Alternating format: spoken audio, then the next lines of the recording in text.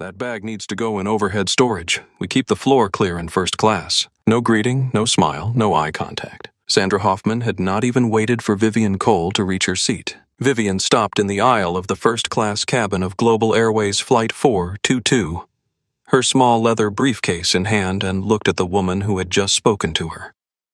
Sandra stood 3 feet away with the practiced ease of someone who had owned this particular stretch of aircraft for 2 decades. Platinum blonde hair pulled into a severe chignon, uniform pressed to a sharp edge, a smile that lived only in the lower half of her face, never making the journey to her eyes. Vivian looked at the briefcase in her hand. It was a slim leather carry-on, soft-sided, no larger than a laptop bag, standard underseat dimensions. She had flown with it 100 times. She had placed it under the seat in front of her on 100 flights without a single word from a single crew member. She looked back at Sandra. "It fits under the seat," Vivian said, her voice even and unhurried. "Per regulation." Sandra's expression did not change. The not-quite smile held. "We prefer our first-class passengers to utilize the overhead bins. It creates a more comfortable footwell experience." It was not a policy. Vivian knew every policy. But she said nothing more. She moved to seat 3A, placed the briefcase exactly where it belonged, under the seat in front of her, flush against the bulkhead precisely within the dimensional limits, and sat down. She adjusted her navy blazer, settled the silk shell top beneath it, and looked out the window at the gray morning tarmac of JFK International Airport. Behind her, she heard the shift in the cabin's atmosphere before she saw it. "Mr. Webb. Welcome back, welcome back. So wonderful to have you with us again on the 422. Sandra's voice had transformed. It was warm now, genuinely warm, the kind of warmth that costs something to produce and is only spent on certain people. Vivian turned her head slightly and saw Sandra leaning toward the man in seat 2B across the aisle. A broad-shouldered man in his mid-40s, expensive gray suit, the easy confidence of someone who has never once been asked to move his bag. Marcus Webb. He was already laughing at something Sandra had said, already settling into the plush seat, like a man arriving home.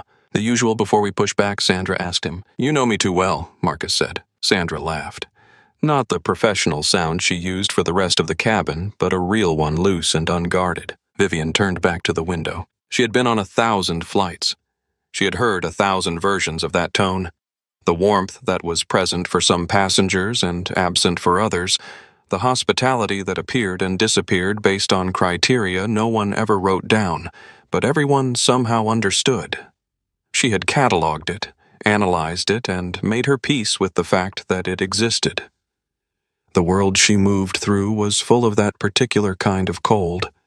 She had learned to dress for it. What she had never done, what she was not planning to do today, was carry it home with her. Near the forward galley, she caught a movement in her peripheral vision. A young man, mid-20s, dark hair a junior flight attendant's wings on his lapel, was watching from behind the curtain. Not watching her exactly, watching Sandra. His expression was careful and held nothing the way a person's face looks when they have practiced holding nothing for a long time. When his eyes briefly met Vivian's, something passed between them, the smallest acknowledgement wordless and gone in an instant. Vivian noted his name tag, Tommy Reyes. She noted the way his hand was slightly too tight around the tray he was carrying. She noted that he had started to move toward her row before Sandra's voice, not her words, just her voice, had stopped him without a word spoken in his direction. She noted all of it the way she noted everything quietly, completely without judgment yet. Information. Just information.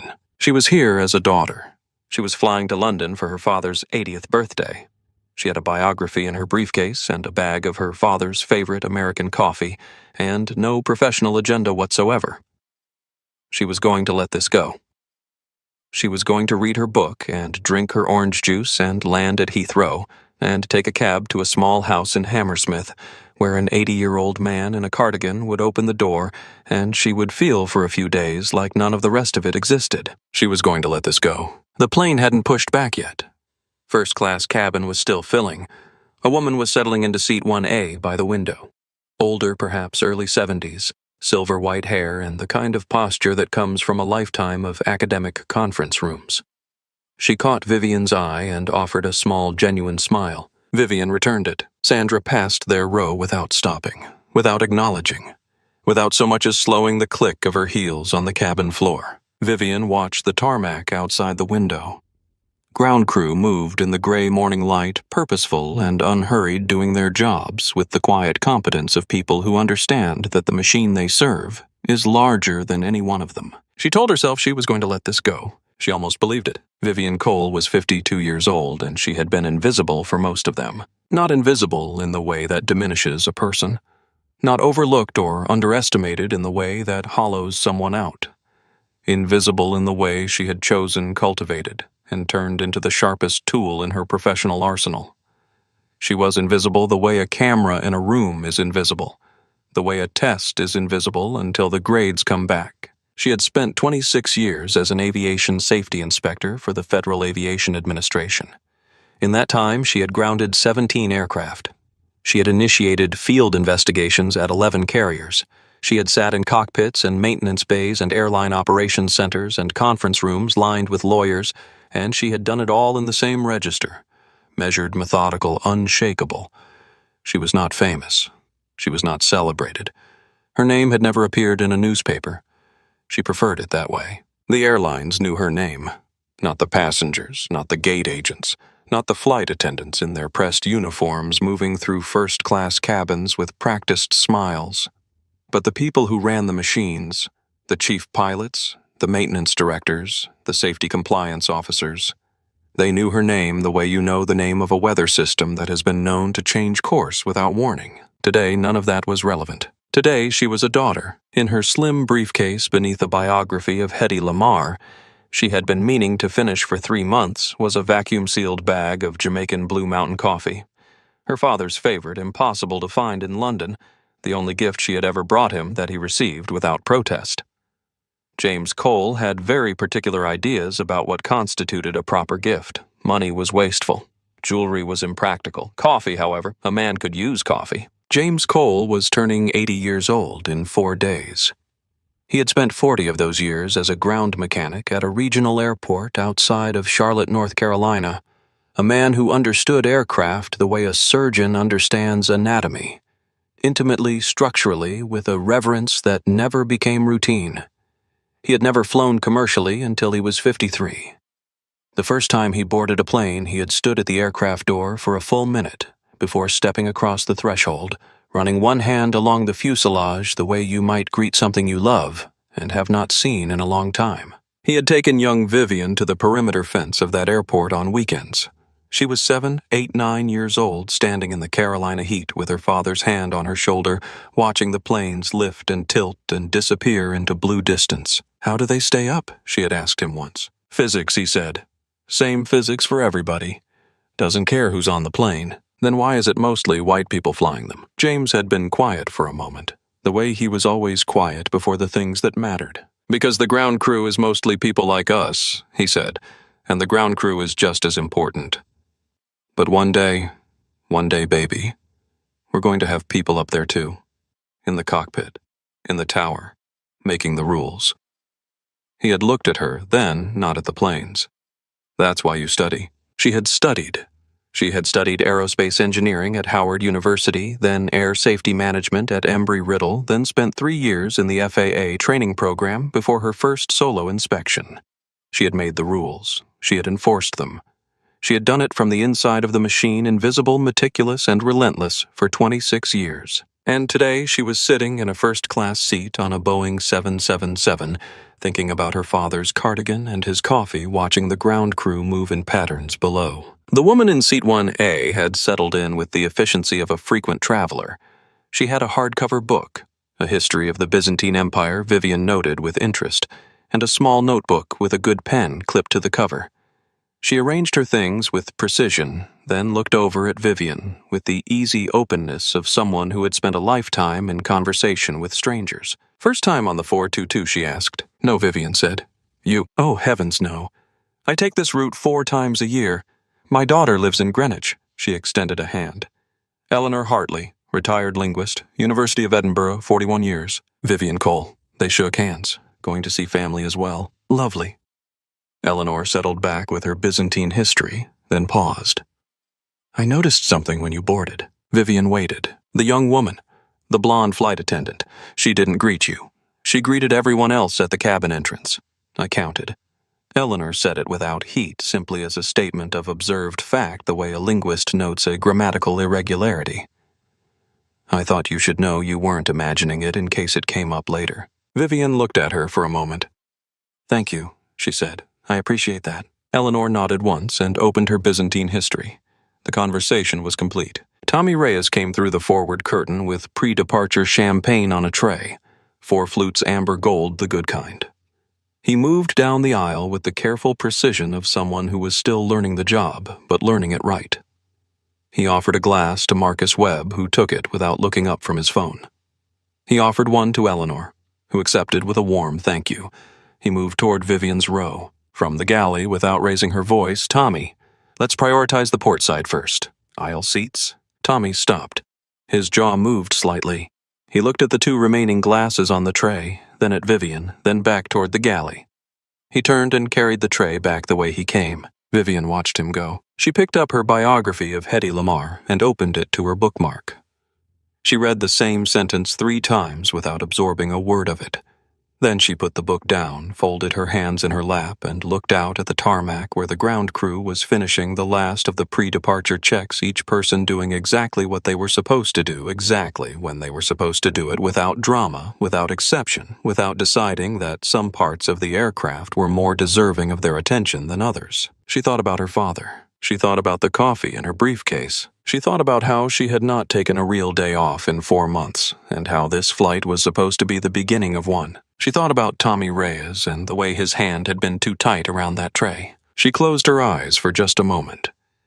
Let the hum of the auxiliary power unit fill the space behind her thoughts. Let the familiar smell of the pre-departure cabin, warm recycled air, and the faint ghost of industrial cleaner and someone's cologne from 2 rows back ground her in the ordinary. She was going to let this go. She opened her eyes. She was going to let this go. The first-class cabin of Global Airways Flight 422 held 16 seats, arranged in a 2-2 configuration, 8 rows of curated comfort, separated from the rest of the aircraft by a curtain and an unspoken agreement about who belonged on which side of it. By the time boarding was complete, 10 of those seats were occupied. Vivian had out of professional habit cataloged them all. Marcus Webb in 2B investment banking based on the Financial Times folded with the practiced efficiency of someone who reads it as a performance as much as a habit. Loud laugh. Called Sandra by her first name 3 times in the first 10 minutes without being invited to. Eleanor Hartley in 1. A. Already reading. Taking notes in the margins, small, precise handwriting. The kind of woman who has never needed to announce herself because her presence did it adequately. A couple in row 6, mid-50s matching carry-ons, the coordinated ease of people who have been traveling together long enough to have a system. They had settled in quietly and were sharing a newspaper. A young white man in row 5, window seat college age, noise-canceling headphones already on, apparently unaware that he was in first class, which Vivian found oddly charming. Isabel Vargas in row 4, late 30s. Hispanic woman, compact and watchful, with the specific quality of alertness that Vivian associated with journalists. She had a professional camera in the overhead bin and a phone she kept face up on the armrest. She had noticed the dynamic at the front of the cabin within about 4 minutes of boarding. Vivian could tell by the angle of her attention. And Greg Alderton in 3B, directly across the aisle from Vivian, separated by the narrow walkway of the cabin. 55 years old or thereabouts, the comfortable softness of a man who had not needed to be uncomfortable in a long time. Good suit, unremarkable watch, the slightly glazed expression of a frequent flyer in the early stages of a long-haul flight. He had settled in, accepted his champagne from Tommy without particular notice, and opened a thriller novel with a red spine. He had glanced at Vivian once when she sat down. Not unfriendly. Not particularly friendly either. The glance of a man sitting next to a stranger on a plane. Tommy Reyes worked the cabin with the focused efficiency of someone who understood that competence was its own protection. He was good at his job. Vivian could see it in the small things, the way he anticipated requests, the way he made eye contact before speaking, the way he adjusted his angle to avoid turning his back on any passenger for too long. He was going to be an excellent flight attendant if the environment he worked in didn't grind it out of him first. He brought warm towels. He refilled waters. He checked overhead bins and offered assistance with bags. Sandra Hoffman moved through the cabin on a different circuit. Her attention distributed according to a hierarchy that was invisible to most of the passengers and perfectly legible to Vivian. Marcus Webb received a warm towel, a champagne refill, and a brief conversation about whether he preferred the chicken or the salmon for dinner service. The couple in row 6 received warm smiles and extra blankets. Eleanor got a gracious acknowledgement and the promise of hot tea after takeoff. Vivian's row received 2 passes without acknowledgement. On the 3rd pass, Sandra stopped at 3A. Not to offer anything, to look. A 2-second inventory. Vivian's plain navy blazer, her hands folded on the armrest, her briefcase under the seat. Sandra's eyes moved to the briefcase, then back to Vivian's face. She said nothing and moved on. It was the look of a border guard who has decided before checking the passport that the person holding it doesn't have the right papers. Greg Alderton across the aisle had lowered his thriller novel. He was watching Sandra's retreat down the aisle with a slightly furrowed brow. Then he looked at Vivian. Their eyes met for a moment. He looked away first. The novel came back up. From the forward speakers, the captain's voice filled the cabin. Warm and resonant, the voice of a man who had been flying long enough to have made it part of his identity. Good morning, ladies and gentlemen. This is Captain Roy Baxter welcoming you aboard Global Airways Flight 422 non-stop service to London Heathrow. We're looking at a beautiful morning departure, smooth conditions across the Atlantic, and a flight time of approximately 6 hours and 50 minutes. I want to take a moment to acknowledge our exceptional cabin crew today, as always led by the incomparable Sandra Hoffman, who has been a cornerstone of our transatlantic service for 24 years. You're in good hands. Sit back, relax, and enjoy the flight. A light scatter of applause from first class. Marcus Webb said, "Hear, hear." Sandra, standing at the front of the cabin, received this with the gracious acknowledgement of someone who expected it and had learned to accept it with just enough modesty to be convincing. Tommy, emerging from the galley with a tray of final pre-departure drinks, caught Vivian's eye. There was something in his expression, not apology exactly, more a kind of suppressed knowledge, the look of a person who knows something they wish they didn't know. He moved to Eleanor's row first. "Anything else before we push back, ma'am?" Then he turned to Vivian. "Can I get you, Tommy?" Sandra's voice from the aisle. Not a shout, not even particularly loud, just his name delivered with the full weight of hierarchy behind it. "Doors are about to arm. Let's complete our positions." Tommy looked at the glass of orange juice on his tray, the one he had been about to offer Vivian. He looked at Vivian. She gave him the smallest nod. "It's all right." He returned to the galley. Doors closed, safety video began. Marcus Webb made a comment to the air in front of him, not directed at anyone, not loud enough to be a declaration, just audible enough to be heard by the 2 rows around him. "I always say, first class should feel like first class. Standards matter." He didn't look at Vivian when he said it. He didn't need to. Greg Alderton's thriller novel had not moved in 3 minutes. He was staring at the seat back in front of him with the expression of a man trying to decide whether what he had just heard meant what he thought it meant. Eleanor Hartley closed her Byzantine history very deliberately and looked out the window. The plane pushed back from the gate. The engines began their slow building conversation with the air. Vivian felt the familiar pressure of movement against her spine and looked out through the oval window at the terminal pulling away. "Gate C34, she noted automatically. She noted the time, 8:47 a.m. She noted Tommy's position in the forward galley just visible through a gap in the curtain, his shoulders a fraction too high for someone at rest. She noted the way Sandra's footsteps on the cabin floor had a particular rhythm. Click, click, click, click. That was slightly too fast for the space and slightly too deliberate for comfort. She was going to let this go. The plane turned slowly onto the taxiway. She was going to let this go. The aircraft was moving at a walking pace along Taxiway November when Sandra began her pre-takeoff service sweep, a final pass through the cabin with orange juice and water standard procedure before the safety lockdown for takeoff. Vivian watched her work. She was efficient. Whatever else was true about Sandra Hoffman, she was efficient. She moved through the cabin without wasted motion, her tray balanced with the ease of someone who had done this 10,000 times. She refilled Eleanor's water with a warm smile and a brief exchange about the weather in London. She topped off Marcus Webb's juice and lingered an extra moment while he made a comment about the last flight, something about the turbulence over the Azores, and she nodded along with the focused interest of someone who found him genuinely fascinating. She paused at the couple in row 6, asked if they were celebrating anything special. They were. An anniversary, the woman said, and Sandra's face opened into something that looked for just a moment like genuine warmth. Vivian noted that too. Sandra reached Vivian's row. The shift was subtle, not dramatic, not the kind of thing that would have been visible on a security camera or audible in a recording.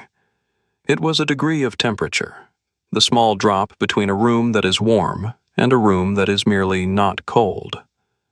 Sandra's body turned a quarter step sideways, not fully facing Vivian. Her eye contact, which had been solid and sustained with every other passenger, skimmed across Vivian's face and settled somewhere in the middle distance. "Juice or water," she said. 2 words. Flat. The kind of tone Vivian associated with automated phone menus. "Orange juice, please," Vivian said. "Thank you." Sandra reached for the juice on the tray. And then, with the seamless unhurriedness of someone who has all the time in the world, she paused. She turned back to Marcus Webb's row, refilled his water, which had not needed refilling, it was still 3/4 full, and asked him whether he wanted ice. He did not. She added ice anyway, and then removed it at his instruction, which took approximately 45 seconds and was, Vivian was certain, not about the ice at all. Then she moved to the row behind Vivian, offered water, offered juice, topped off a glass that was nearly full. 3 other small tasks, none of which required the urgency they were given. Then, finally, Sandra returned to 3A.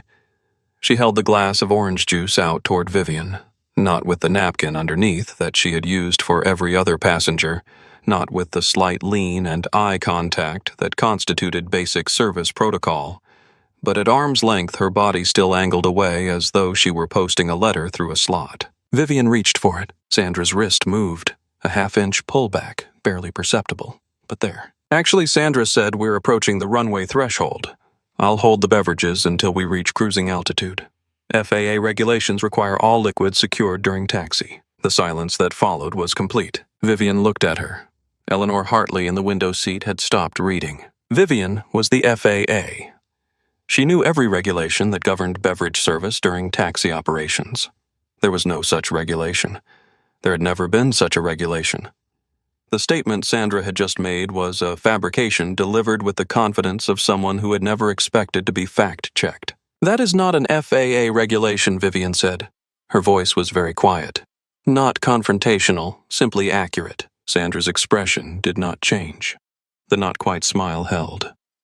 "It is our airline policy during taxi operations for passenger safety." "Then you may cite the policy number," Vivian said. Something moved behind Sandra's eyes. Just briefly. The recalibration of a person who had expected a different kind of response. She was used to pushback that she could dismiss. Raised voices, emotional protests, the kind of resistance that could be framed as difficult behavior. She was not used to being asked for citation numbers. She did not provide one. "I'll bring it to you once we're at altitude," Sandra said. She turned and walked away. Vivian watched her go. In the aisle seat across from her, Greg Alderton had lowered his thriller novel entirely. He was not reading. He was watching Sandra's back as she retreated toward the forward galley. His expression, the specific expression of a man who has just watched something happen and is in the process of deciding whether it was what it looked like. He looked at Vivian. Vivian did not look back at him. She was looking at the tray Tommy was holding near the galley curtain, the tray with the untouched glass of orange juice that had been meant for seat 3A. Tommy was still holding it. His thumb was white against the tray's edge. She thought about the 10,000 small refusals that had preceded this one in 1,000 different cabins that had ended with the passenger ordering something else or saying, "never mind," or staring out the window and deciding it wasn't worth it. She thought about the pilot she had grounded 3 years ago over a maintenance log discrepancy that everyone else had written off as a filing error.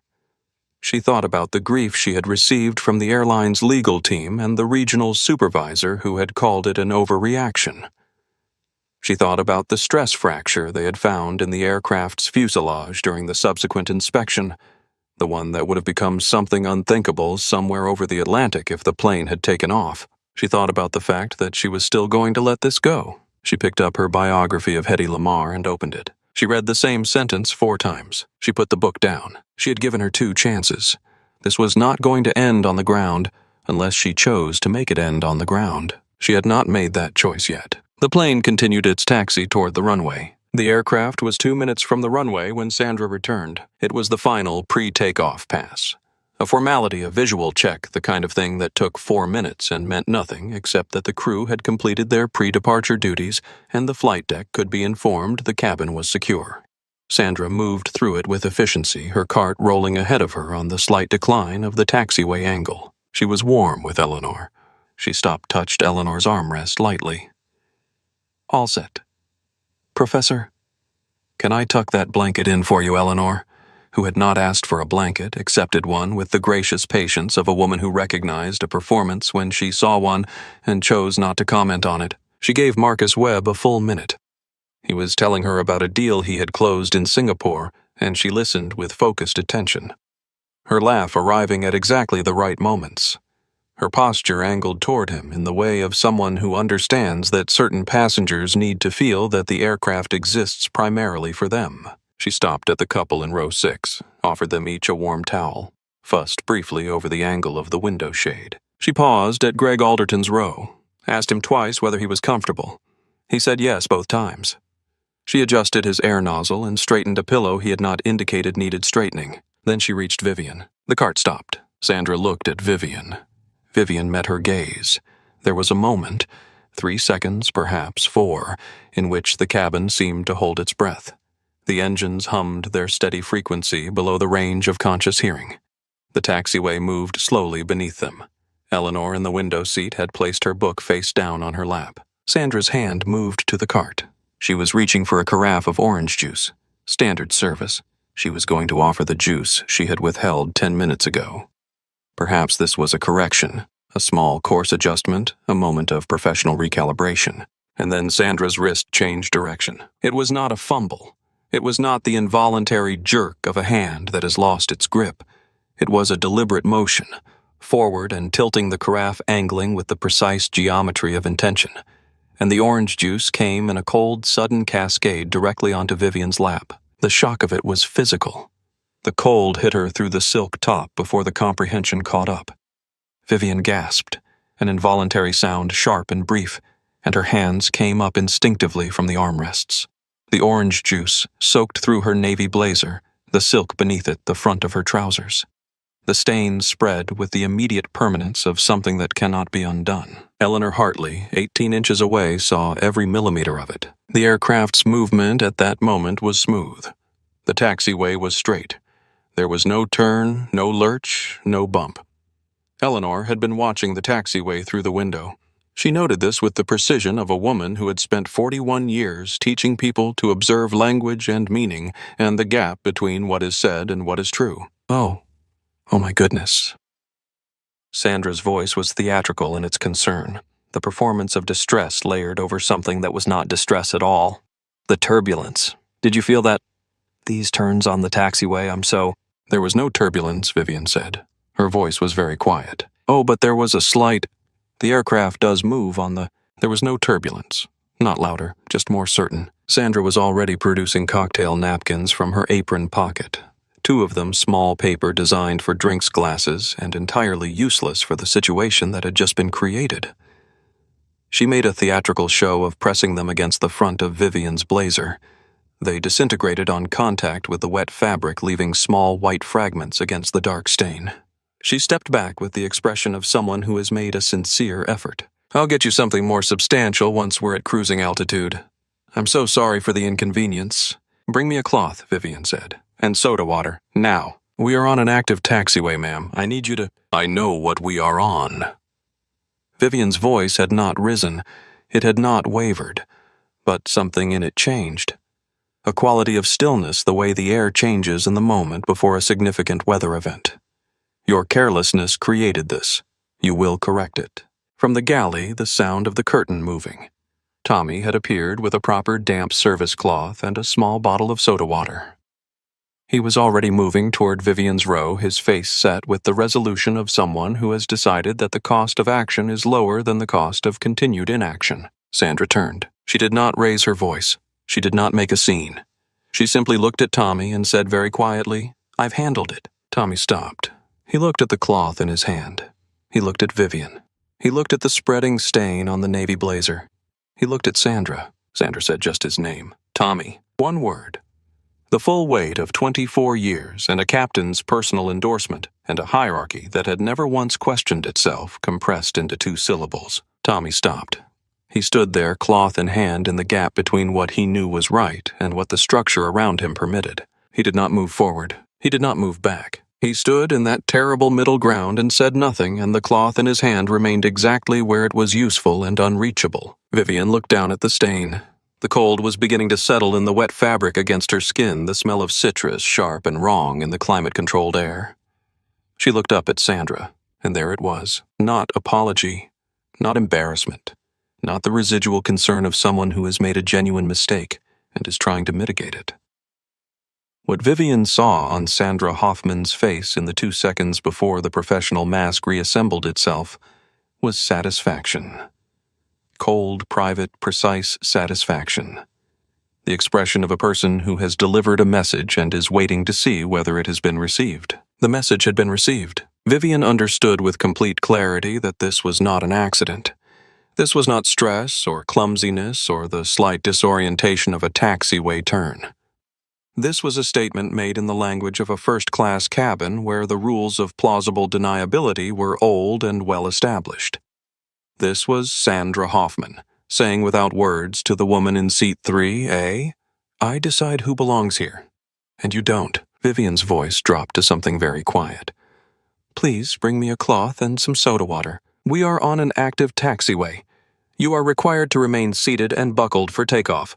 I will assist you at cruising altitude. That is the procedure. You created this situation. You will correct it before we reach the runway." Sandra looked at her for one more moment.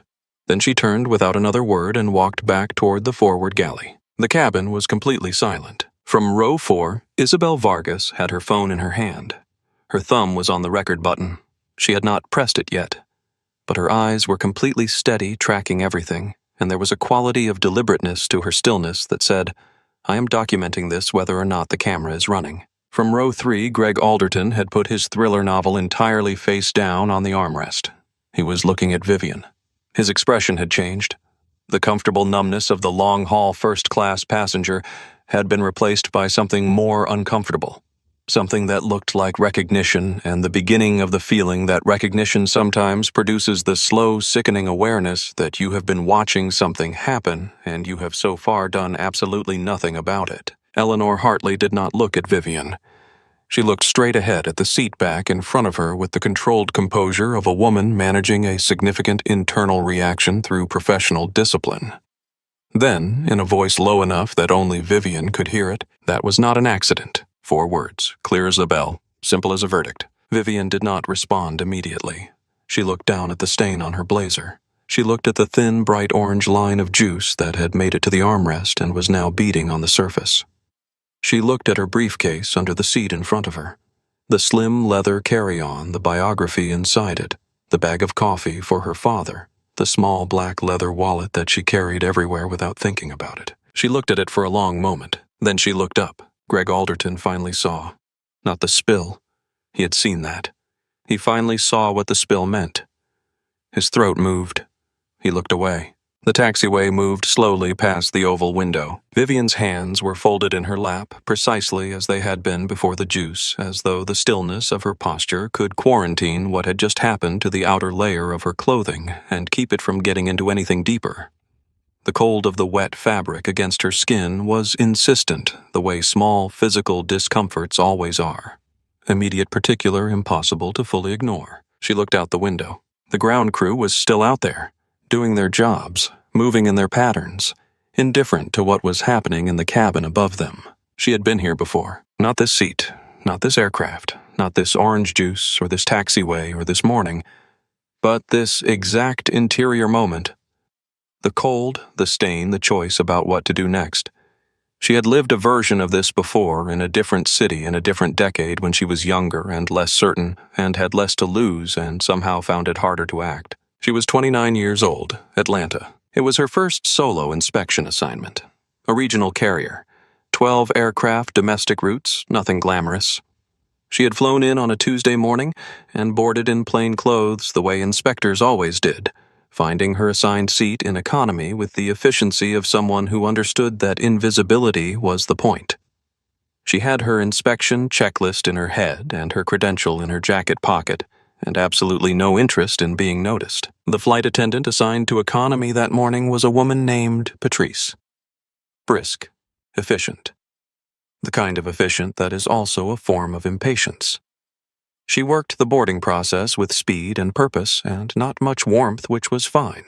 Warmth was not a safety requirement. Vivian had placed her bag in the overhead bin above seat 22, B, standard size, standard placement. She had sat down and opened the inspection notes on her tablet. Patrice came by and said without preamble that bag needs to be repositioned. It's blocking the emergency equipment access above row 22. This was not true. Vivian had checked.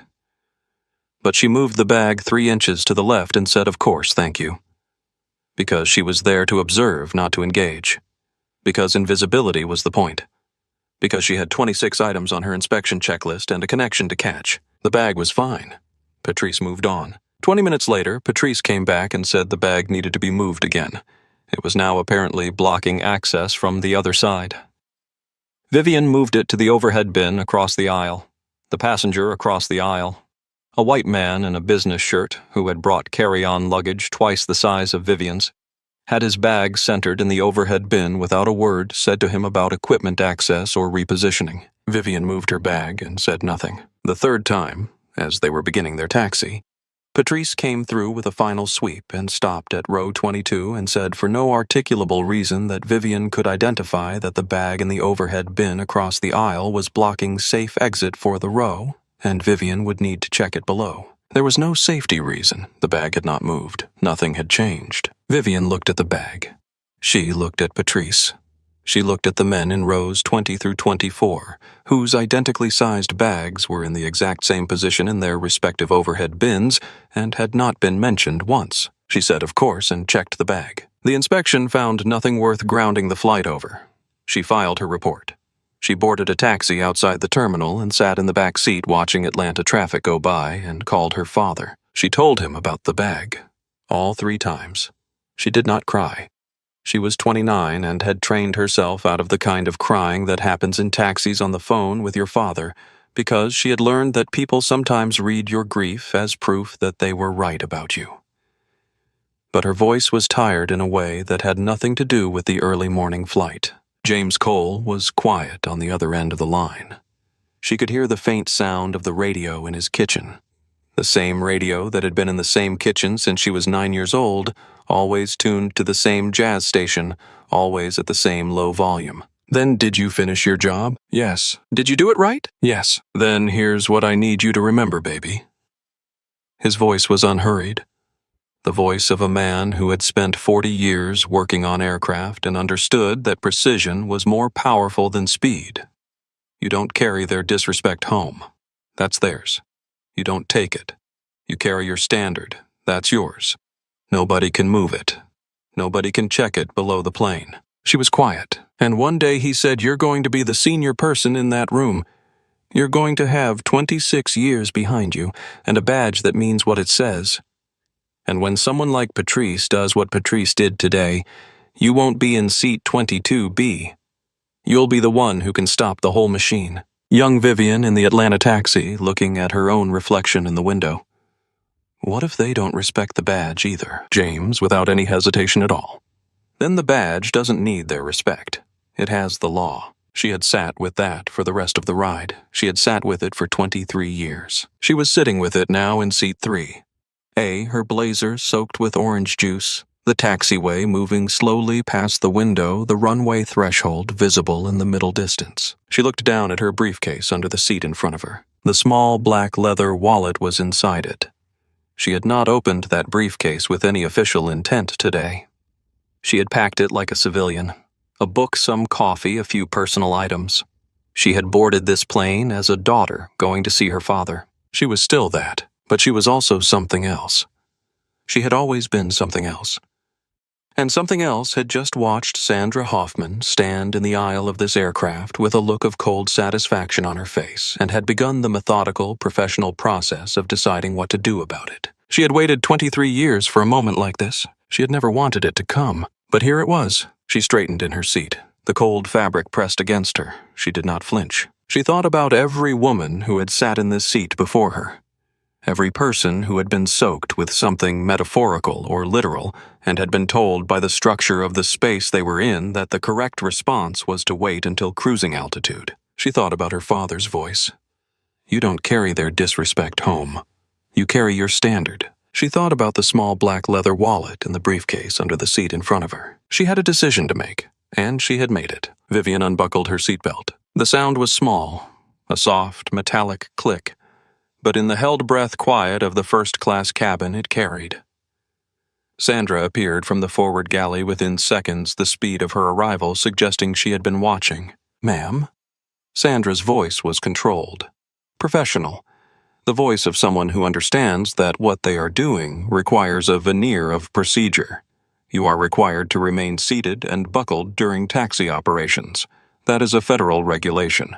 The irony was so precise it almost had a shape. Vivian looked at Sandra for a moment. Then I need to speak with your purser or your captain. Captain Baxter is occupied with pre-flight operations. This is not an appropriate time. Then make it appropriate. Now. Something moved in Sandra's expression. Not uncertainty, not yet, but the faintest recalibration of someone who is assessing how much resistance they are actually facing. She had not expected this register. She had expected escalation that she could manage. Volume emotion, the kind of visible distress that allowed her to invoke the language of disruptive passenger behavior. What she was getting instead was something that felt more like a wall than a fire. Walls required a different approach. She turned and moved to the forward interphone. The galley curtain was partially open and several passengers in the first 2 rows could see her. More importantly, they could hear her side of the conversation, which was delivered with a confidence that suggested she was not concerned about being overheard. Captain Baxter. Yes, sir. I'm sorry to interrupt. I have a situation in first class with the passenger in 3A. She's become disruptive following a minor service incident. A beverage spill, very minor, completely accidental. She's refusing to buckle her seatbelt for takeoff and is demanding to speak with you. A pause. Yes, I agree, sir. Highly disruptive, yes. Thank you. She hung up. She walked back to Vivian's row with the bearing of a woman who has just deployed something decisive. Captain Baxter has been informed of the situation she announced. And she did announce it, her voice calibrated precisely to reach the surrounding rows, the front of the cabin. Anyone within hearing distance who might serve as audience or corroboration.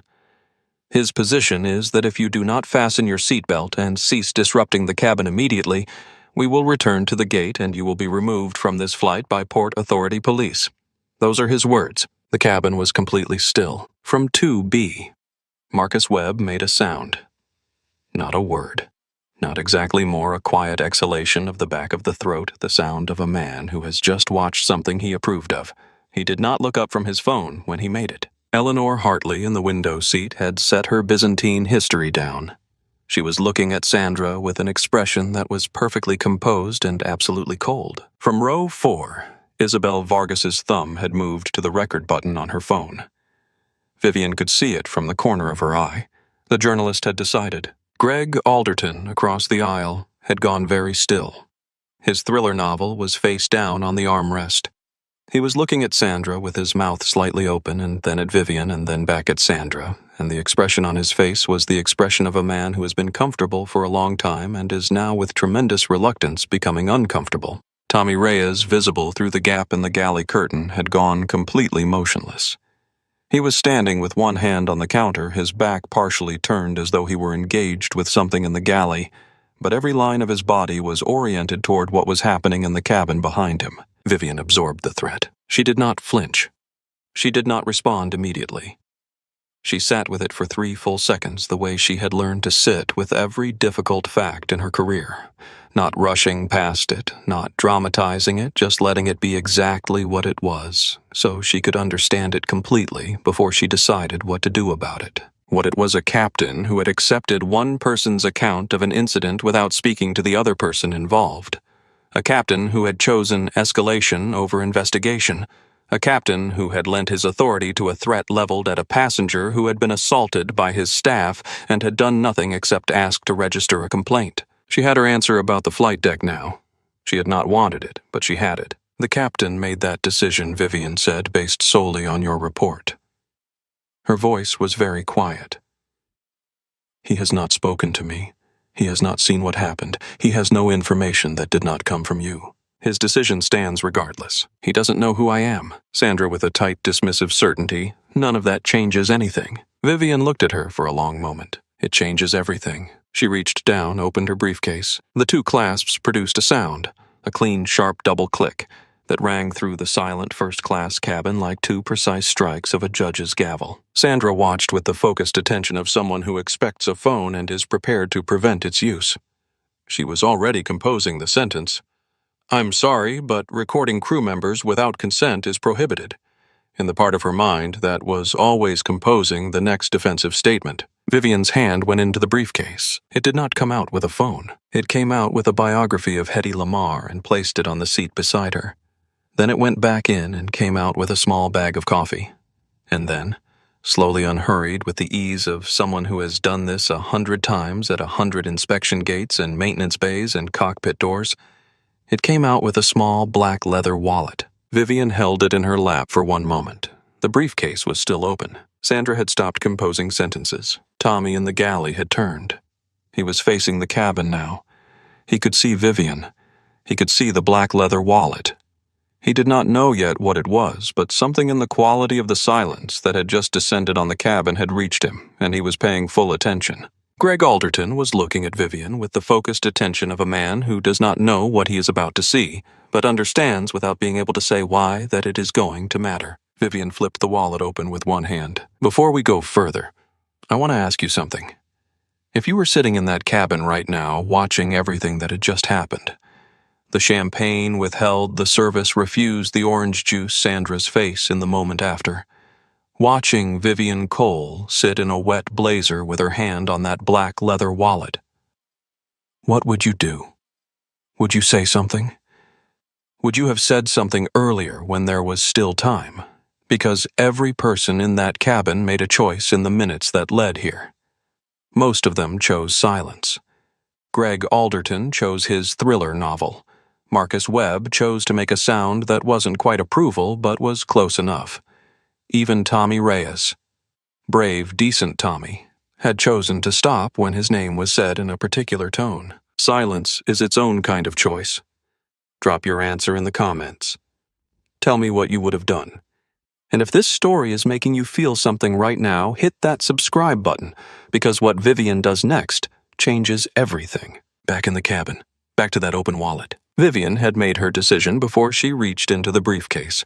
She had made it at the moment she looked down at the stain spreading across her blazer and understood with complete professional clarity that what had happened was not an accident, and that the person who had done it was going to be responsible for the safety of 300 passengers somewhere over the Atlantic Ocean in approximately 45 minutes. That was the thought that had settled everything. Not anger, not the years of small cruelties absorbed and catalogued and set aside. Not Sandra's satisfied face or Marcus Webb's quiet approval, or Greg Alderton's determined non-involvement, or the captain's threat relayed through a senior crew member without a single question asked. It was the professional thought. The inspector's thought. This woman is going to be responsible for the safety of 300 people. And Vivian had 26 years, and a federal credential, and the authority to do something about it. She thought about the women who had sat in this seat before her. She thought about the ones who had buckled up and said nothing and landed in London in wet clothes with a $200 voucher and the quiet understanding that some spaces did not want them in them.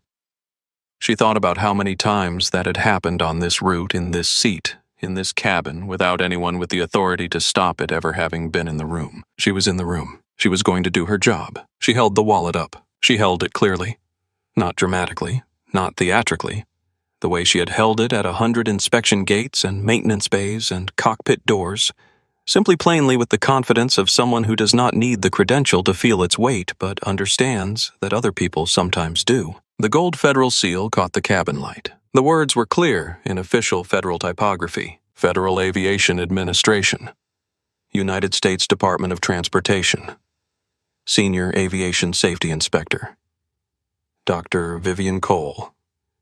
Badge 219-Foxtrot. Sandra stared at it. For 3 full seconds, she stared at it, and Vivian could see the moment it assembled itself. The letters, the eagle, the words she was reading, but not yet believing the gap between what the credential said and what Sandra Hoffman's entire worldview had decided about the woman in Seat 3A approximately 47 minutes ago. FAA. The color left Sandra's face. Not gradually, all at once. The kind of blanching that happens when a fundamental assumption collapses, when the architecture of a situation that you believed was completely understood reveals itself to have been from the first moment something else entirely. What is that?" she said. It was barely above a whisper. The voice of a woman who knows what she is looking at, and is asking the question anyway, because the question is the last available delay. Vivian snapped the wallet shut. The sound was a gavel. "You wanted the FAA. You've had it since row 3. I've been documenting this since you told me where to put my bag." The silence that followed was the complete kind. The kind that doesn't feel empty but full. Full of the sound of 24 years of unquestioned authority being renegotiated in real time. Eleanor Hartley in the window seat looked at the badge and then at Vivian and then at Sandra. She said very quietly, "Oh my." 2 words, perfectly underplayed, better than a paragraph. From row 4, Isabel Vargas pressed record. No hesitation, no reconsideration. The journalist had been waiting for the fact to be established, and now it was established. Tommy Reyes, standing at the galley gap with the damp cloth still in his hand, heard Vivian's words. He gripped the counter. His eyes went bright with something that was not surprise exactly. It was more like the feeling of a thing you suspected being confirmed, the relief of a person who has been right about something they were told they were wrong about. Marcus Webb, for the first time since boarding, had nothing to say. He was looking at the wallet in Vivian's hand with an expression that had in the space of 10 seconds traveled a significant distance from where it had started the morning. Greg Alderton was looking at the badge, then at the stain on Vivian's blazer, then back at the badge. A slow, visible reckoning moved across his face, the account being settled item by item of everything he had seen and said nothing about. His mouth was slightly open. He looked like a man who has just understood the significance of a document he signed without reading. Sandra took one involuntary step backward. Her heel caught the edge of the service card she had left in the aisle. A plastic cup rattled off the surface and fell to the floor. She did not pick it up. She was not aware of it. She was staring at Vivian with the specific expression of someone whose next move has been entirely removed from the available options. I don't... She stopped. She started again. "You didn't say..." "I showed you my ID when you questioned whether my briefcase belonged under the seat," Vivian said. "You chose not to look at it closely." Sandra looked toward the cockpit. The door was 20 feet away. It had been the source of her authority all morning. The captain, the hierarchy, the structure that had always supported her. She looked at it now the way a person looks at an escape route that has just been closed. Vivian stood. She did not buckle her seatbelt. She did not need to. She picked up her briefcase and started walking toward the cockpit. Her movement was unhurried. The stain on her blazer was visible from every row in first class as she walked. Every eye tracked her. The cabin was completely silent. "Dr. Cole!" Sandra's voice cracked slightly on the name. "Please, the sterile cockpit protocol. You can't just..."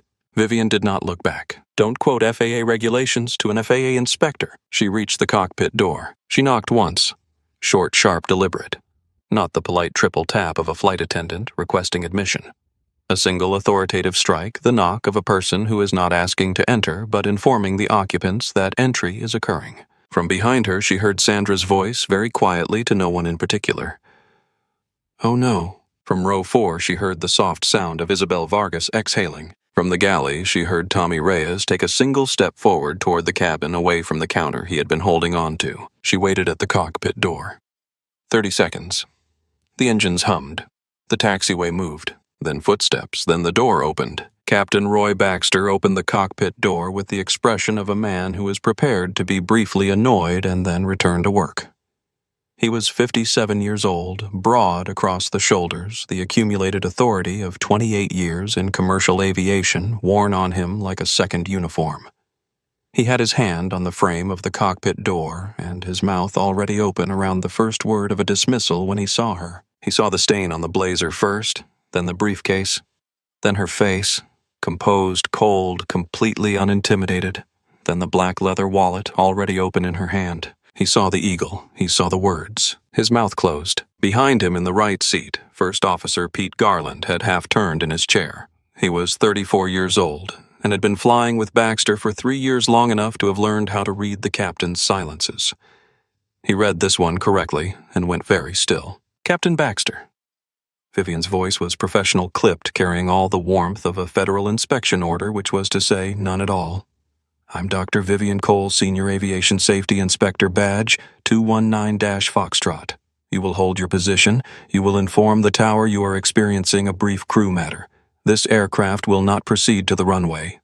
Am I clear?" Baxter's hand tightened on the cockpit door frame. The instinct of 28 years, the instinct that said, "This is my aircraft, my command, my cockpit," pushed back against what he was looking at. "Inspector, with all due respect, we are on an active taxiway. The appropriate channel for any passenger." "I'm not a passenger in this context, Captain." Vivian's voice did not rise. It did not need to. "Your senior flight attendant assaulted a federal officer and then provided you with a false account of the incident which you relayed as a threat to the officer she had assaulted, and now you are on an active taxiway, preparing to take off with a compromised crew. That is where we are. Now hold your position." Baxter stared at her. 3 full seconds of silence in the cockpit doorway, with the hum of the engines and the taxiway moving slowly beneath them, and Pete Garland absolutely frozen in the right seat. Then Baxter turned back to the radio. His voice was controlled. His hand, Vivian noted, had the faintest tremor. "Tower Global Airways 422, holding position at taxiway November. We have a brief internal crew matter to address. Stand by for updated departure time." The tower came back with a routine acknowledgement. Vivian stepped into the cockpit. Baxter moved aside. She looked at the flight deck with the quick professional sweep of someone who had spent years in rooms like this one. The glowing screens, the switch panels, the ordered complexity of a machine that required everything to be exactly right. She began, "Captain, please recount precisely the report you received from flight attendant Sandra Hoffman regarding the passenger in 3A. Baxter recounted it. His voice was steady, but the steadiness was effortful. He described Sandra's call: a disruptive passenger, a minor beverage spill blown out of proportion, a refusal to buckle a seatbelt. And based on that single second-hand account, Vivian said your response was to authorize a removal threat via Port Authority Police. A non-compliant passenger during taxi represents a genuine safety risk. I made a judgment call based on the information I had from a crew member I trust." "Did you attempt to speak to the passenger in 3A before issuing that threat?" Sandra indicated. "Did you attempt to speak to the passenger in 3A, Captain? Yes or no?" A pause. "No." "Did you ask Sandra to provide any detail beyond her characterization of the incident as minor and accidental?" "No." "So your judgment call was based entirely on one person's characterization, with no independent verification, no direct observation, and no contact with the other party." Baxter's jaw was tight. "I have worked with Sandra Hoffman for 9 years. I trusted her professional judgment." Vivian looked at him. "Your trust was a safety instrument, Captain. She picked your pocket with it." Garland in the right seat looked straight ahead at the instrument panel with the focused intensity of someone who has decided that the instrument panel requires their complete and undivided attention for the indefinite future. Vivian continued, "I'll tell you what actually happened. I boarded Flight 422 as a private passenger. I was traveling to London for personal reasons. Your senior flight attendant identified me as a target within approximately 30 seconds of my entering the cabin. What followed was a calculated and incremental series of service refusals, dismissals, and hostile acts culminating in a deliberate spill of a full glass of orange juice onto my person during taxi. The spill was witnessed at close range by your passenger in seat 1A, who has confirmed in real time that the aircraft's movement was smooth, and the flight attendant's action was intentional. After the spill, your senior flight attendant refused to provide basic assistance, prevented a junior crew member from providing assistance, and then called you and constructed a narrative that inverted the entire incident, turning herself from aggressor into victim, and me from victim into disruptive passenger. She paused. You then, without a single question asked, relayed her narrative to me as a federal threat. Baxter said nothing for a moment. Then, very quietly, she's been flying for 24 years. She has a strong record. Her record, Vivian said, may need to be examined more carefully than it has been, but that is a separate matter. What I am addressing right now in this cockpit is what happened today and its implications for the safety of this flight. With respect, Inspector, it was a service incident. A glass of orange juice. I don't see how it rises to a safety. Her primary role on this aircraft is not to serve orange juice. Vivian's voice stayed level, but the weight of it increased with each word. Her primary role is to ensure the safety of every person in that cabin in the event of an emergency. If this aircraft has a problem at cruising altitude, a smoke situation, a decompression, an evacuation, it is Sandra Hoffman who will be directing passengers to exits, managing panic, making real-time decisions about who gets out of that aircraft alive. That is her job. She let that settle for a moment. Today she demonstrated that she is reactive dishonest and willing to abuse her position to humiliate a passenger she had decided did not belong in her cabin. Those are not qualities that protect people in an emergency. Those are qualities that get people killed. Baxter was silent. And there is one other matter. Vivian's eyes swept the cockpit. The overhead bin latch at row 5C has a fracture that should have been addressed at the gate. And the seatbelt in my own seat, 3A, has fraying that exceeds acceptable wear limits. I noted both before this incident began. They are not grounding conditions in isolation. In the context of everything else I have observed today, they are part of a picture, a culture where small things get deferred. Baxter looked at Pete Garland. Garland was looking at the instrument panel. Captain Baxter. Vivian's voice was final now. The closing of a case. Based on demonstrated failure of crew resource management, the hostile and dishonest conduct of your senior cabin crew member, the flight deck's failure to independently verify a safety-related incident, and outstanding maintenance items, I am no longer confident that this flight can proceed safely. Pursuant to my authority as a credentialed aviation safety inspector under Title 49, Section 401 of the United States Code High, am formally grounding this aircraft. You will return to the gate immediately. You will inform the tower that you are returning at the direction of the FAA. A gate team and FAA ground supervisor will be waiting. No crew member is to leave the aircraft or communicate with station management until those interviews are conducted. Is there any part of that order that is not clear? Baxter looked at her for a long moment. He looked like a man who has just finished falling and arrived at the ground. No, ma'am, he said. It is completely clear. He keyed the radio. His voice was controlled, but something in it had changed. The authority was there, but the ease was gone. The casual command of a man who has never had reason to question his own judgment, stripped away to something more careful and much less comfortable. Tower Global Airways 422. We are aborting our taxi. I repeat, we are aborting taxi. Returning to gate at the direction of the FAA. Request marshalling back to gate C-34. The tower came back, cleared them to return. The Boeing 777 slowed, paused, and then began its long, ponderous turn back toward the terminal. In the cabin, the passengers felt the change before they understood it. The roar of imminent takeoff that never came. The wrong direction, the wrong sensation, the wrong relationship between the aircraft and the morning sky. The whispers started immediately. The turn back towards the terminal was the longest 2 minutes of Roy Baxter's 28-year career. He flew it correctly. He always flew correctly. That was not in question, had never been in question. His hands did what they were trained to do. His voice was professional on the radio. His instrument scan was flawless.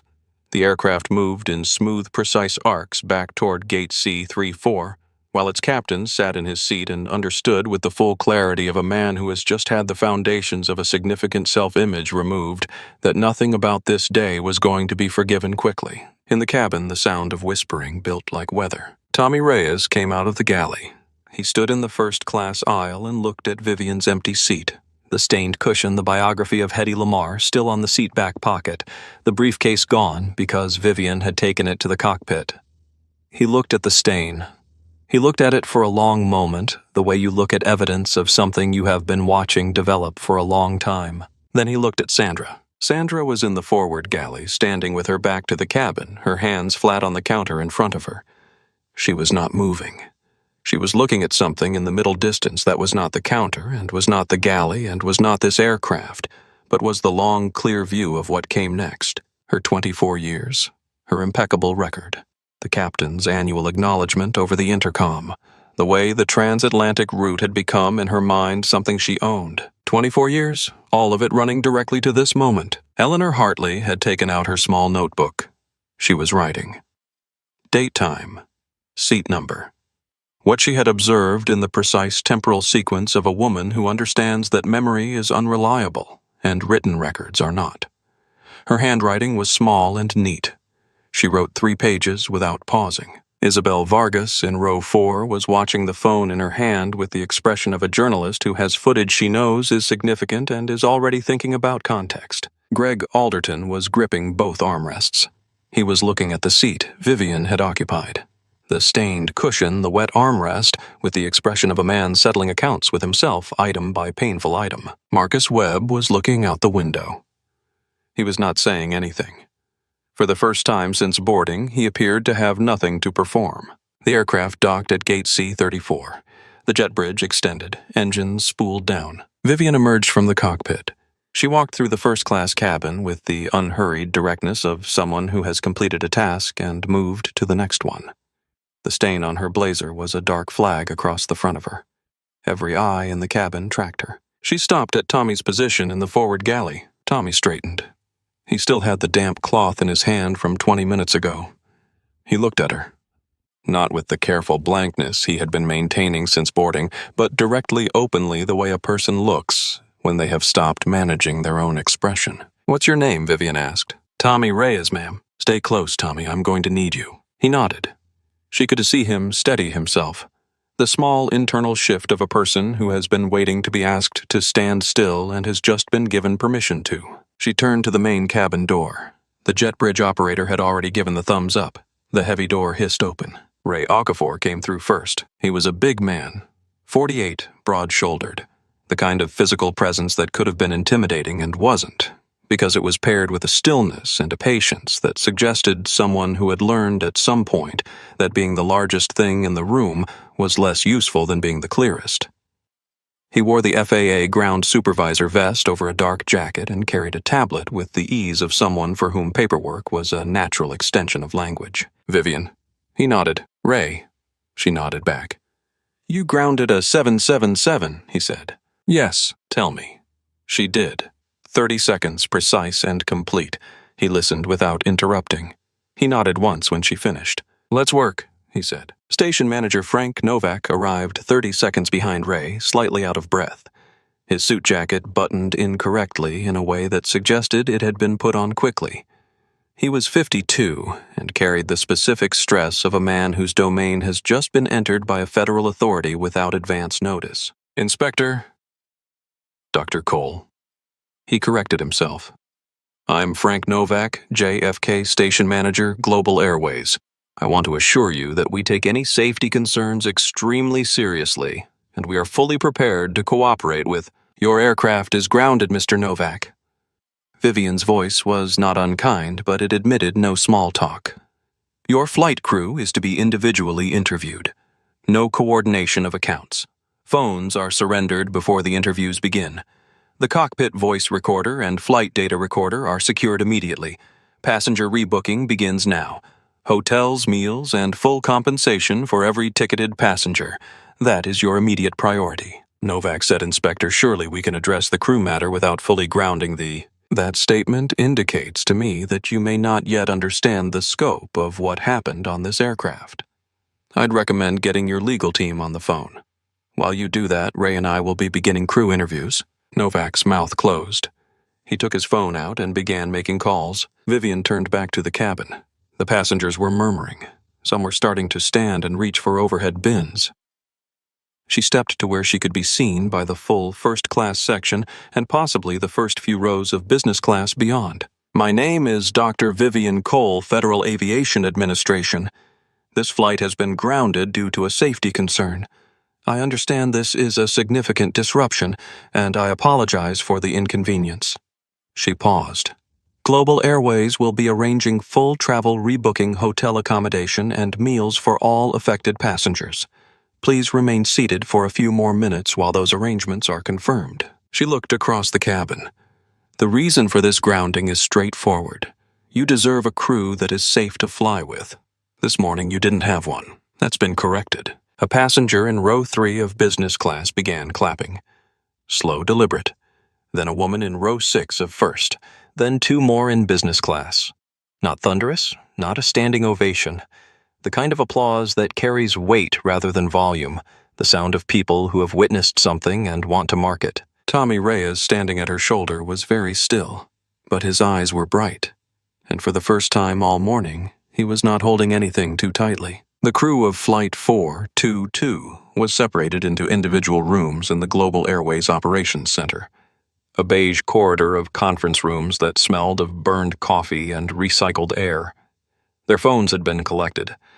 They were not under arrest, but the instructions had been clear. They were not free to go, not free to make calls, and not free to speak to each other. Sandra Hoffman would be last. She knew it. The wait was its own information. Tommy Reyes was first. He sat across a narrow table from Vivian and Ray Okafor in a room that held 4 chairs and a clock and nothing else. He looked, not frightened exactly, but braced. The way a person looks when they have decided to do something that costs something and have made peace with the cost but have not yet finished paying it. Vivian set a glass of water on the table in front of him. "Tommy, no one in this room is here to hurt you. I need to understand what happened on that aircraft today. Not just this morning, but the pattern that led to this morning. Take whatever time you need." Tommy looked at the water. He didn't pick it up. He was quiet for a long moment. Then he started talking. He had been on the transatlantic route for 2 years. He had been assigned to it as a junior crew member and had understood within his first month that the route had a specific social structure. Sandra Hoffman was at the center of that structure. She had been on this route since before Tommy was in his teens. She had relationships with the regular passengers, with the ground crew at both ends, with the station managers, and, as Tommy had observed and understood and filed away without ever saying aloud, with the captain. He had watched Sandra work the first-class cabin on 37 flights.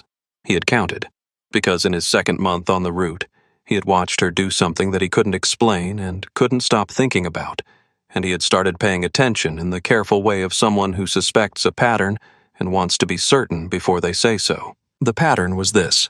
Sandra had a way of identifying certain passengers, not by anything they said or did. They hadn't done anything yet when Sandra's assessment was made. It was made during boarding in the first 40 seconds of a passenger entering the first-class cabin based on criteria that Tommy could see, but could not get anyone to name. The assessment was binary. This person belongs, or this person does not. And for the passengers, Sandra had decided did not belong. There was a repertoire: the late service, the withheld amenity, the non-existent policy, the spill. Not always orange juice. Once it was water on a Paris flight. Once it was sparkling wine on a route he was covering for a colleague. And 2 months ago, on a Tuesday morning, Atlanta departure, it had been orange juice. The same carafe, the same forward wrist motion, the same theatrical apology, the same retreat to the galley. The passenger had been a woman named Rosa Medina. She was in her late 30s, Latina, traveling alone in seat 3A.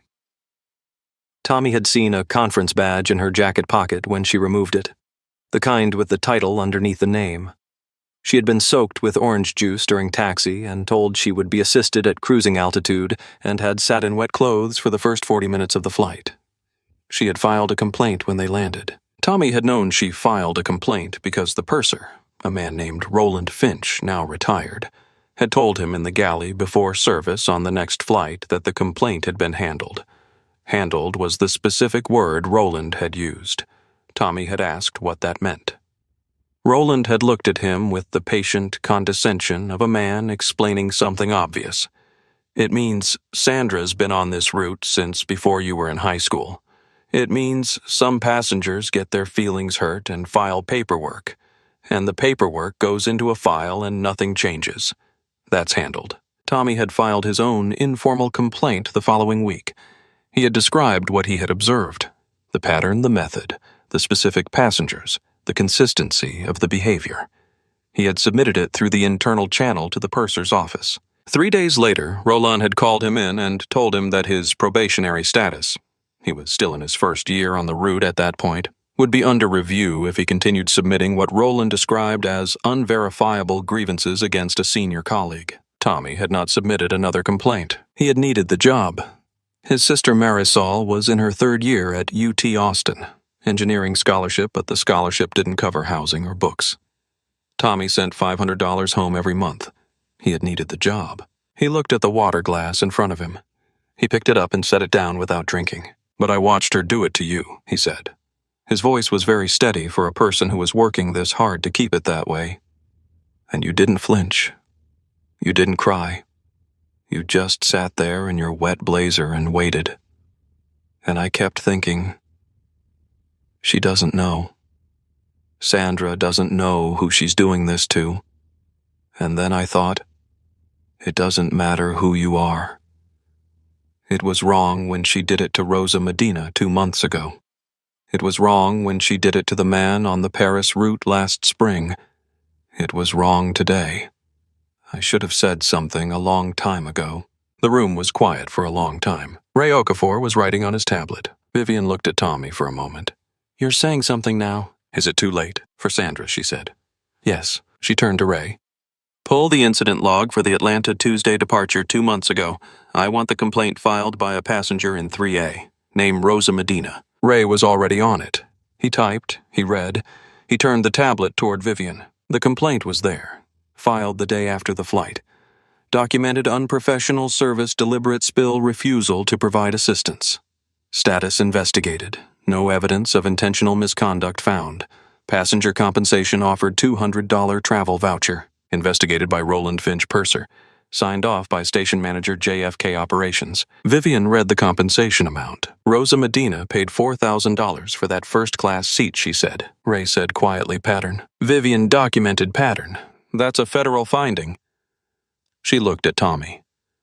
The complaint Roland told you was handled. It wasn't handled. It was buried. And the person who buried it signed his name to a document that says he investigated it. Tommy looked at the table. "You're not responsible for what Roland did," Vivian said. "You filed a complaint. He suppressed it. That's on him. But I need you to write down everything you just told me in the same order and with the same detail. Dates where you have them. Locations, what you observed. Can you do that?" Tommy nodded. "One more question." Vivian leaned forward slightly. "The man on the Paris route. The spring incident. Do you remember the passenger's name?" Tommy thought for a moment. "He left a business card on the seat when he deplaned. I picked it up. I don't remember the name, but I remember the title." He paused. "He was a civil rights attorney." Ray looked at Vivian. Vivian said nothing for a moment. Then, "Write it all down, Tommy. Every detail. Don't edit it, and don't worry about what it means. Just write what you saw." She stood, and Tommy, he looked up. "Thank you for telling the truth. I know what it cost you." He looked at her. Something in his face released. Not all of it, but some of it. The tightly held quality of a person who has been carrying a thing alone for too long and has just been permitted to set it down. "She did it every time, like it was normal," he said. "Like it was so normal it didn't need a name." Vivian held his gaze. "It has a name now," she said. "And a file number. And my signature." Eleanor Hartley had been waiting in the interview room for 40 minutes when Vivian and Ray came in, and she had spent those 40 minutes productively. She had 3 pages of her small notebook filled with observations. Her handwriting the precise, even script of a woman who had spent 4 decades grading student essays and had developed a genuine aesthetic relationship with clarity. She did not wait to be asked. She slid the notebook across the table as Vivian sat down. "I took contemporaneous notes," she said. "I have a habit of it. Linguist's reflex. I've been documenting language and behavior in social contexts for 41 years. You may find it useful." Vivian looked at the first page. Time-stamped entries. Behavioral observations. Quotations verbatim, where Eleanor had been close enough to hear paraphrased elsewhere with the notation paraphrase in brackets, so there would be no confusion about what was direct and what was reconstructed. The entry at 8:52 a.m. read FA. Hoffman approached row 3A. Posture sideways, reduced eye contact. Vocal tone flat instrumental. Contrast with immediate prior interaction at row 2B, animated warm, sustained eye contact. Genuine smile. Duration of interaction with 2B 47 seconds. Duration of interaction with 3A approximately 8 seconds. The entry at 9:04 a.m. The spill. Read aircraft motion at moment of incident. Smooth straight taxi on November. I had been watching through window. No lurch, no turn, no bump. F.A. Hoffman's wrist motion was a deliberate forward movement, not a loss of grip. Her verbal response was immediate and rehearsed in quality. Her facial expression in the 2 seconds following the spill before she recomposed was consistent with satisfaction rather than distress. Ray looked at the notes and then at Vivian. The look of two professionals who have just been handed exactly what they needed. "Would you be willing to provide a formal statement?" Vivian asked. "I've already prepared one," Eleanor said and produced a second set of pages from her jacket pocket. 4 pages dated and signed, written in the same hand. Greg Alderton came in, looking like a man attending his own sentencing. He sat down across from Vivian and held his hands together on the table with the deliberate stillness of someone managing the urge to be somewhere else. He was 55 years old, and he had been comfortable most of that time. The padded, insulated comfort of a man who has arranged his circumstances so that discomfort arrives in small, manageable doses that can be controlled and deferred and generally avoided. He had not been comfortable for the last 90 minutes. I saw everything he said before Vivian had asked him anything. From the moment you boarded, the champagne, the way she talked to you, or didn't, the juice.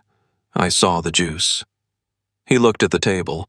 I watched all of it, and I said nothing. Why, Vivian asked, not accusing, genuinely asking. He was quiet for a moment. I told myself I wasn't sure. That maybe I was reading it wrong. That maybe it wasn't what it looked like. He paused. It was what it looked like. "Yes," Vivian said. "And then, when she threatened you, when she said the police would remove you, I thought about saying something, and He stopped. I didn't. "Mr. Alderton, you're telling the truth now. That matters." He looked at her, and there was something in his face that she recognized. The expression of a person who has wanted to be told that but isn't entirely sure they deserve to hear it. She said it anyway because it was true and because she meant it, and because the measure of a person was not only what they did in the moment, but whether they could reckon with it after. "It matters," she repeated. "Write it down, every detail, the same way you just told me." He nodded. He picked up the pen Ray slid across the table, and he wrote. Sandra Hoffman had had 4 hours to construct her account by the time she sat down across from Vivian. She had used them well. She came in, composed her uniform jacket, rebuttoned her chignon, repinned. She had the bearing of a woman who has decided that professionalism is her best remaining argument. She began with her career. 24 years. A record of commendations. Thousands of safe flights. She was not the kind of person who would jeopardize safety. The juice was an accident. She had experienced a moment of dizziness, she thought, or perhaps the slightest aircraft movement had been enough to tip her balance. She was deeply sorry for the distress it had caused. She recognized that her response had been inadequate. She should have done more to assist the passenger. She understood that now. The tears, when they came, were well-timed. Vivian let her finish. Then she slid a piece of paper across the table. It was Eleanor Hartley's note from 9:04 a.m., the observation about the wrist motion, the observation about the facial expression, consistent with satisfaction rather than distress. Sandra read it. Her composure shifted fractionally. Vivian slid the second piece of paper. Tommy's statement, the Paris flight, the Atlanta flight, the method, the withheld amenity, the non-existent policy, the spill. Sandra looked at Tommy's name on the statement. Something moved behind her eyes. Vivian slid the third piece of paper. The Atlanta complaint, Rosa Medina. Filed the day after the flight. Status investigated. No evidence of intentional misconduct found. Passenger compensation offered $200 travel voucher. Sandra stared at it. The silence in the room was very complete. Rosa Medina paid $4,000 for that first-class seat, Vivian said. Her voice was even unhurried, carrying no heat. She was a pediatric surgeon flying to a conference in Atlanta. She arrived soaked in orange juice. She was told she would be assisted at cruising altitude. She received a $200 voucher and an email with the word resolved in the subject line. She has never flown Global Airways again. Sandra said nothing. You didn't spill orange juice on me this morning, Sandra. Vivian looked at her steadily. You spilled it on Rosa Medina. You spilled it on the man on the Paris route whose name we are still looking for. You spilled it on every person who sat in seat 3A on this route and decided it wasn't worth fighting because the structure of this aircraft and the authority of your uniform and the silence of the people around them told them it wasn't worth fighting. She paused. You just made the mistake of spilling it on someone who had the authority to stop the plane. Sandra's composure broke, not dramatically, not with tears or volume. It broke the way a structure breaks when the last load-bearing element gives way, quietly all at once a collapse into a smaller version of itself. I'm sorry, she said. Her voice was barely audible. I know it doesn't fix anything, but I am. I'm sorry. Vivian looked at her for a moment. She believed her. She believed the apology was real. Not the performance of apology, not the strategic apology of a person calculating their consequences, but an actual moment of recognition. It had taken 4 hours and 3 pieces of paper and the name Rosa Medina to produce it. But it was real. I know, Vivian said. But sorry doesn't reopen Rosa Medina's complaint. Sorry doesn't give back the 4 hours she spent on that flight in wet clothes. Sorry doesn't undo the 24 years. She looked at the papers on the table between them. That's what the federal finding is for. Sandra nodded. She did not argue. She had nothing left to argue with. You'll receive formal notification through the airline's HR department, Vivian said. The federal finding will be appended to your employment record. It cannot be removed. She gathered the papers from the table. We're done here. She stood. She picked up her briefcase. The stain on her blazer had dried in the hours since the aircraft had returned to the gate the orange juice, leaving a darker shadow on the navy fabric that would never fully come out. She wore it like she didn't notice. Sandra Hoffman was terminated before the sun went down on the day of the grounding. The formal notice arrived by email at 4:47 p.m. A single paragraph citing gross misconduct and violation of federal aviation regulations, noting that the airline would not be providing legal representation for any civil or federal proceedings that followed. Her union filed a grievance the same evening. The union's leadership, having reviewed the evidence privately, advised her to expect nothing. Captain Roy Baxter was suspended indefinitely pending a full review by both the airline and the FAA. The investigation would conclude 8 weeks later that his failure of command was too significant to overlook and he would never fly an international route again. Station manager Frank Novak was placed on administrative leave the following morning when the audit team discovered his signature on 4 buried complaint files, including Rosa Medina's. Global Airways was fined $2.1 million by the FAA and subjected to a full audit of its East Coast operations, during which 17 additional suppressed passenger complaints were surfaced, reopened, and addressed. Rosa Medina was contacted directly. She received a formal apology from the airline's CEO, full reimbursement, and the information that the complaint she had filed 2 months earlier, the one she had been told was resolved, had now produced a federal finding. She did not respond to the airline's email. She did not need to. Tommy Reyes was not disciplined.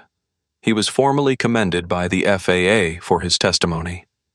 Within a month, he received a permanent position on the London transatlantic route, the same route Sandra had run as her personal domain for 24 years. He was by every account exceptional at his job. Vivian flew to London the next morning on a different carrier.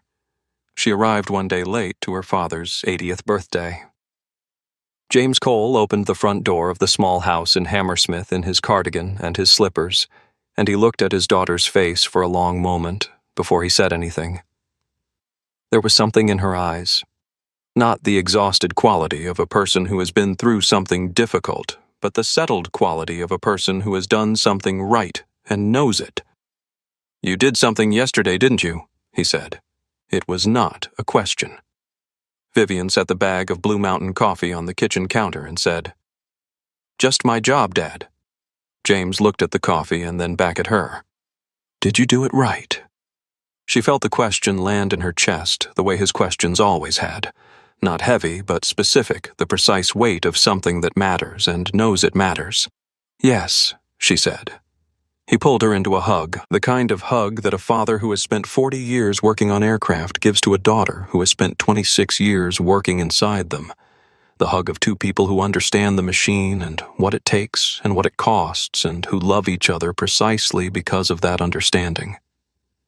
She let herself be held, not as an inspector, not as a federal officer or a 26-year veteran or the woman who had grounded a 777 on an active taxiway, just as his daughter, just as the girl who had stood at a perimeter fence in the Carolina heat and watched the planes go up. Then that's everything James said. 6 months later at Chicago, O'Hare, Vivian walked down a jet bridge toward a routine inspection flight to Seattle. At the cabin door, a young flight attendant, early 20s Hispanic, the small, bright wings of her first full year on the job pinned to her lapel, took her boarding pass and looked up. Her eyes widened slightly in recognition. She had seen the mandatory crew debrief. She knew who this was. She straightened and said with complete and genuine sincerity, "Welcome aboard, Dr. Cole. It is an honor to have you with us today." Vivian handed her the boarding pass. "Thank you," she said. "Just do your job well. That's all I ever need." She walked to her seat and settled in and looked out the oval window at the ground crew below. All those people doing what they were supposed to do quietly and correctly and without applause because the machine required it and they understood what they were part of. The plane lifted from the runway and climbed into the clear autumn sky. Her father had been right. The sky didn't care what color you were, but the people running it did. That was why you needed someone like Vivian Cole up there, not to make a point, not to seek credit, but to hold the line, quietly, correctly, every time. She closed her eyes and let the altitude take her, and the world below with all its small cruelties and its large ones grew distant and manageable, the way things always do when you are high enough and moving forward and have done today and the day before and the day before that, exactly what you came to do. If this story moved you, please take a second right now to hit that like button. It helps more people find stories like this one. Share it with someone who needs to hear it today. And if you haven't subscribed yet, join our community by clicking subscribe and turning on the notification bell so you never miss a story. Every story we tell is about real courage, real justice, and real people who refuse to be made small. We will see you in the next one.